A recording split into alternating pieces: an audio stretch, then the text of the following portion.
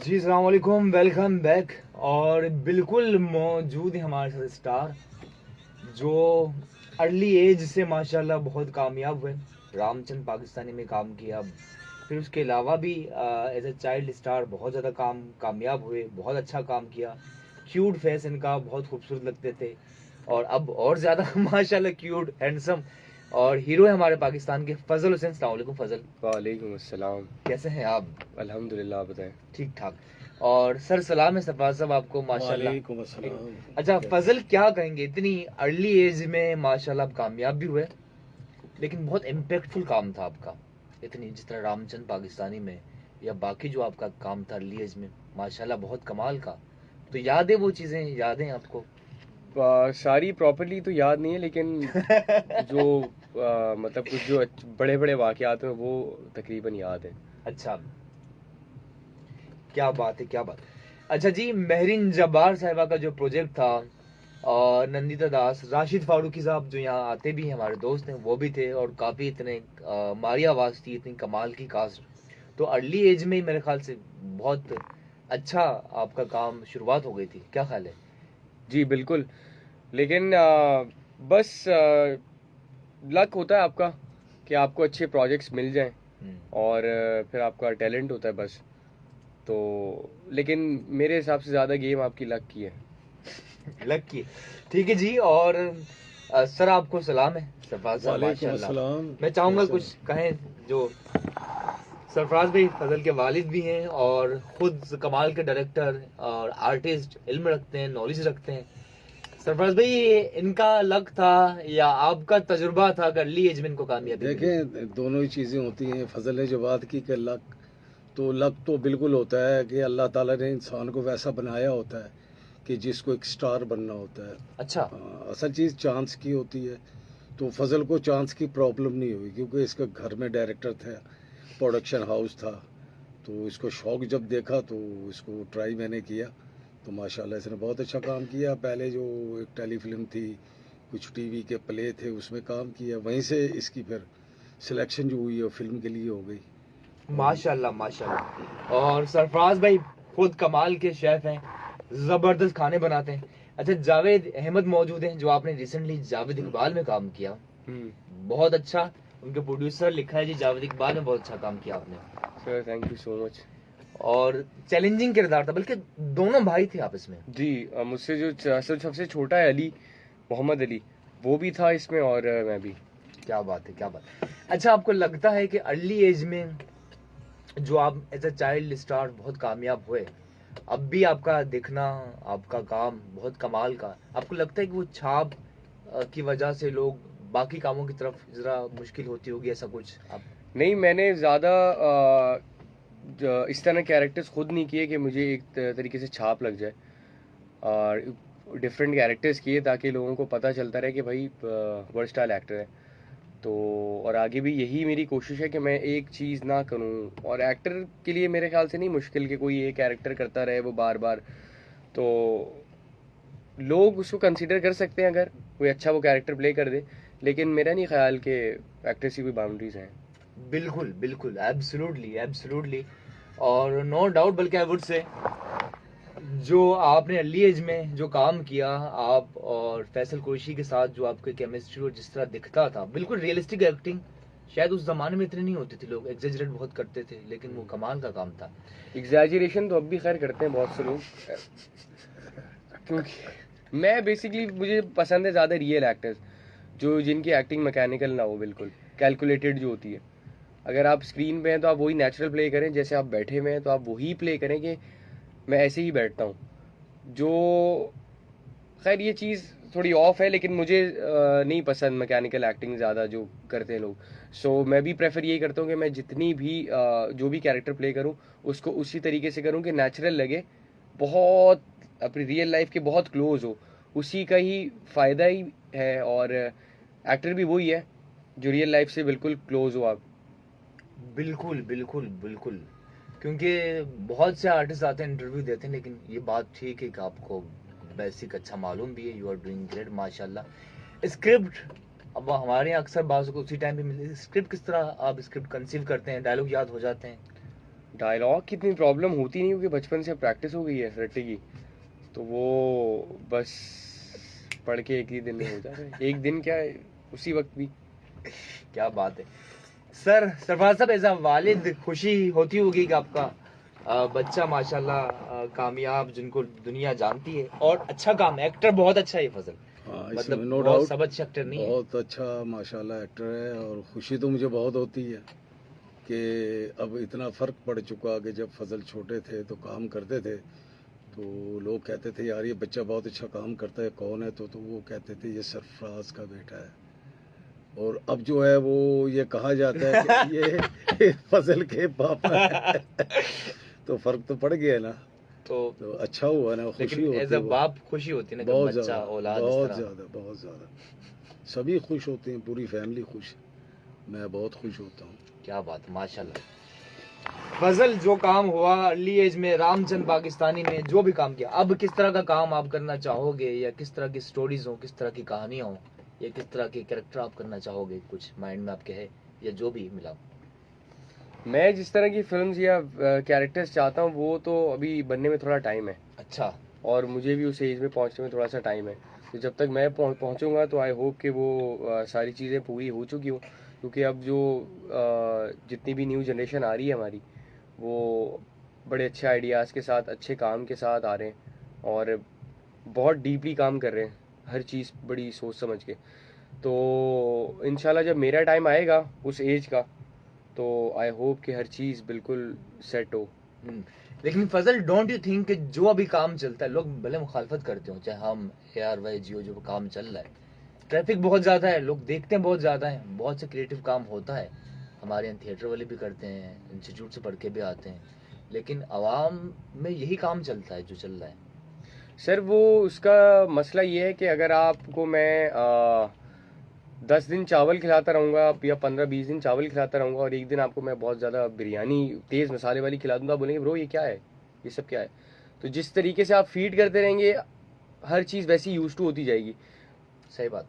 Time लगेगा थोड़ा सा उनको चेंज करने में, लेकिन वो आहिस्ता आहिस्ता सेट चीज़ें हो जाएंगी, क्योंकि एक भी आप देखने कोई नया कंटेंट अगर आता है बिल्कुल आउट ऑफ द बॉक्स, जैसे परिजात बिल्कुल हट की चीज़ थी, तो वो ऑब्वियसली हिट हुई, और जब हिट हुई है तो इट मीन्स कि आपकी आवाम को पता है कि कंटेंट है क्या।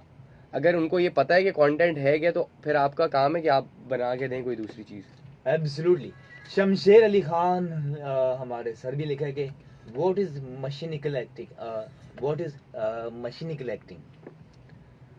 सर इसका मतलब ये होता है कि आपको कैलकुलेटेड एक्टिंग बताई जाए, जो आपको कह दें कि ये इस डायलॉग पे आपने ये उठाना है, तो आप इसी डायलॉग पे उठाएंगे, और वो लगे कि आपने उठाया है चीज़, बताई है आपको किसी ने कि उठाई है ये आपने।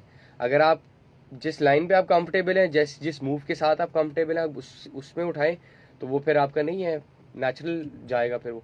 लेकिन आप बिल्कुल उसके हिसाब से कि तो मैं पे ही आएगा, और इस हाथ से आएगा, इस स्टेप से आएगा, इतने टाइम में आएगा, तो वो फिर मैकेनिकल एक्टिंग है, ये बिल्कुल कैलकुलेटेड हो। जब ये काम किया रामचंद्र, तब आप 9 साल के थे? मैं 8 साल के? 8 साल। 8 साल। तब आपको ये चीजें किस तरह पता थी, वालिद की तरफ से, या कहीं से सीखा तो नहीं होगा ज़ाहिर है एज में? नहीं, मैं तो जब छोटा था, बिल्कुल ही छोटा, तो मैं सेट पे जाता था बाबा के, तो वो ऑब्वियसली देख देख के बंदा वैसे ही बहुत कुछ सीख रहा होता है। लेकिन जो जितना भी ये पूरा प्रोसेस है, उसमें हर एक एक चीज़ पे बताया तो ऑब्वियसली बाबा नहीं, क्योंकि मुझे तो बिल्कुल पता ही नहीं था इस फील्ड का कि है क्या, सिर्फ एक्टिंग पता थी कि एक्टिंग इस तरह करते हैं। तो सारी ये सब आपकी ट्रेनिंग है बेसिकली, तो वो ट्रेनिंग तो ऑब्वियसली घर से ही है मुझे, और अब बाबा ने बताई है हर चीज़, जितने भी टेक्निकल चीज़ें होती हैं या और सेफ साइड चीज़ें, वो सारी तो ऑब्वियसली मेरे बाबा ने बताई हैं। क्या बात। अच्छा, उस जमाने में जब सरफराज भाई के जो काम इतना कमाल का था, उस टाइम एग्जेजरेशन भी चलती थी, हर तरह का काम चलता था लाहौर पंजाब साइड में। अब भी वो अलग तरह की एक्टिंग चलती है, लेकिन आपने जो सीखा है आपने अलग है। तो सरफराज भाई, आपके भी उस टाइम यही बिलीव्स थे, रियलिस्टिक एक्टिंग, या किस तरह आपका, आपको पर्सनली किस तरह का काम देखिए, पसंद है? मुझे तो यही बिलीव था अच्छा। कि मैं ऐसे ही 1 मिनट आपका लूँगा कि ये जो एक्टिंग और या ये जो स्क्रीन है या ड्रामा है या फिल्म है, ये बेसिकली जो नेचर है उसी की ही कॉपी है, या वहीं से लिया जाता है, ज़माने से लिया जाता है कि दुनिया में हो क्या रहा, हो क्या गया है, या क्या हो जाएगा। तो जब हम इसको फॉलो करते हैं तो फिर नेचर को फॉलो करते हैं। तो इसमें सब चीज़ आती है कि एक्टिंग जो है वो भी नेचुरली, और डायरेक्शन या स्क्रिप्ट या सारी चीज़ें जो है हम नेचुरली ही लेते हैं। उसमें फिर कुछ चीज़ें आ जाती हैं जो कमर्शियल फिल्में होती हैं या कमर्शियल ड्रामे होते हैं, उसमें हम ऐसी चीज़ें डाल देते हैं कि जैसे टीवी ड्रामे में आजकल डांस वांस भी आ जाते हैं, फिल्म में गाने आ जाते हैं। लेकिन एक्टिंग जो होती है वो रियल ही होती है। तो थोड़ा कमर्शियल करने के लिए उसको ज़रा ड्रामाटाइज करते हैं, जैसे थिएटर होता है उसका अंदाज़ ले लेते हैं, फिल्म का अंदाज़ ले लेते हैं, ड्रामे का अंदाज़ ले लेते हैं, और उससे फिर एक्टिंग कर दी जाती है।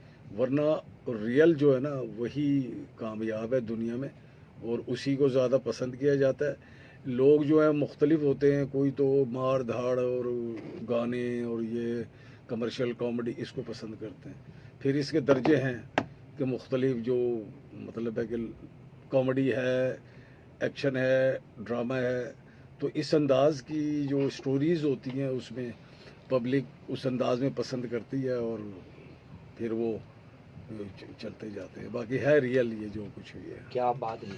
अच्छा जी, सुन रहे हैं मनु 3, आपका बहुत बहुत शुक्रिया। खुश रहें, शादो आबाद। इस वक्त यहाँ से इजाजत लेंगे, लेकिन फेसबुक पे मौजूद होंगे। थैंक यू फजल साहब, बहुत बहुत शुक्रिया आप आए।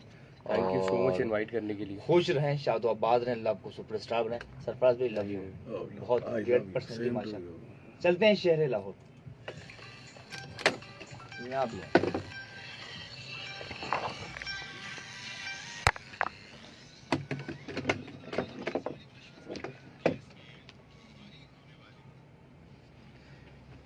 अच्छा जी, thank you everyone. Aamir Liaquat, बहुत बहुत शुक्रिया आमिर भाई, हमारे TV1 के दोस्त। हफीज़ थैंक यू, शमशेर साहब बहुत बहुत शुक्रिया, जावेद अहमद थैंक यू। अच्छा जी, इसमें बहुत छोटा है, इन्हीं ने पूछा है जी, शादी के हवाले से कोई ख्याल है आपका? शादी तो नहीं, अभी शादी तो बहुत टाइम है। टाइम है बहुत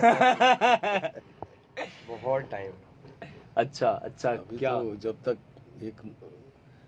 एक मंजिल ऐसी होती है ना कि जब इंसान अपने आप को सिक्योर फील करता है कि मैं बिल्कुल सही मुकाम पे आ गया हूँ, तो फिर जो इंसान की सोशल लाइफ है उसका आगाज़ होता है। क्या बात। हाँ जी, अभी तो ये सेट कर रहे हैं अपने आप को, और अभी तो वो मंजिलें तय करनी है इन्होंने कि एक बचपन में काम किया जब बिल्कुल ही चाइल्ड थे, फिर ये बड़े हुए टीन एज में आए हैं और उसमें बहुत सारा काम किया है जो चल भी रहा है। अब ये एक बॉय, यंग बॉय जिसमें हीरो आदमी आता है, तो वो इंशाल्लाह ताला अब इनकी तैयारी है, और जो मार्केट के लोग हैं, डायरेक्टर्स हैं, वो भी इन पे नज़रें रखे हुए हैं कि इनको कैसे लेना है। तो इंशाल्लाह जब ये कर लेंगे और ऐसी एक इनकी एक ठहराव आ जाएगा ज़िंदगी में कि अब भाई इनका हर तरफ से ठहराव आ गया है, रोज़गार की तरफ से भी और ऑडियंस की तरफ से, सब ये आ जाएगा, तो फिर इंशाल्लाह फिर टाइम ही नहीं लेंगे, हम शादी कर देंगे। इंशाल्लाह इंशाल्लाह। चैनल थैंक यू फजल, बहुत बहुत शुक्रिया। खुश रहो, शादो आबाद रहो, all the very best for everything. कोई गाने वाने कर रहे हैं, आपके दोस्त कर रहे हैं? जो अभी तो नहीं, एक है अभी प्लान इंशाल्लाह। आप जाना चाहिए एक्टर को गानों की तरफ। जब सिंगर एक्टिंग कर सकते तो एक्टर क्यों नहीं गाना गा सकता? बात तो किस टैलेंट तरह का रैप टाइप का आप रैप। अच्छा अच्छा, गाना वैसे प्रॉपर्ली उस तरह तो नहीं गा सकते ऑब्वियसली, रैप तो लेकिन फ्री है, तो वो रैप तो हो सकता है आसानी से। कोई मेरे हिसाब से फजल जो है ना वो गाना गा सकता है। जाना चाहिए इनको। यस, ये गा सकता है। रैप तो चलो एक वो है ना कि मेरे हिसाब से रैप तो आसान है।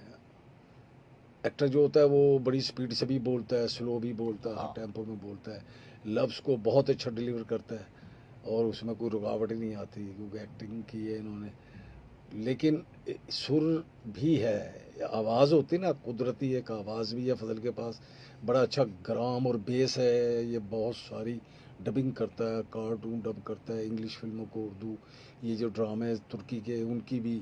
तो इसकी वॉइस जो है वो तो अभी भी सामीन ने सुनी होगी कि फिट है, बेस है इनकी आवाज़ में, और सुर को फॉलो करते हैं। कोई भी गुनगुनाते हैं ये तो बिल्कुल सही गुनगुना रहे होते हैं, ये गा भी सकते हैं, और मेरी राय तो यही होगी कि गाएं। गायन हाँ, बिल्कुल। क्योंकि गायक जो है वो तो रहता है और उसमें तो बहुत कुछ है, उसमें फील्ड बहुत है, गायकी बहुत है कि आप कौन सा गाते हो, क्लासिकल भी गा सकते हैं आप और भी गाने गा सकते हैं। तो क्या बात।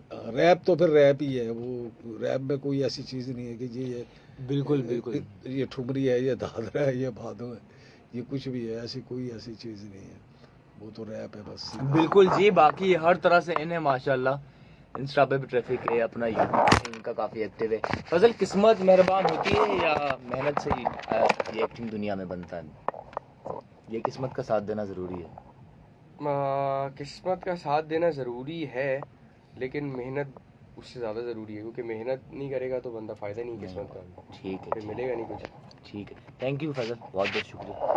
फराज भाई, थैंक यू सो मच। और चपली कबाब बनाए थे आपने हमारे? जी बिल्कुल, कैसे हमने बने? बनाए, बहुत अच्छे बने, बड़ा एंजॉय किया हमने तो। वो अपने रात को भी मैंने खाया है, वो बनाए बिल्कुल। जब ऐसी हमें ज़रूरत पेश आती है हम आपको फ़ोन नहीं सरफराज भाई, पूछ लेते हैं, आप रेसिपी बड़ी अच्छी हमें बता देते हैं। नहीं सरफराज भाई बहुत ग्रेट इंसान, जो बात इनके दिल में होती है ज़बान पे होती है, और बहुत खूबसूरत माशाल्लाह। Thank you.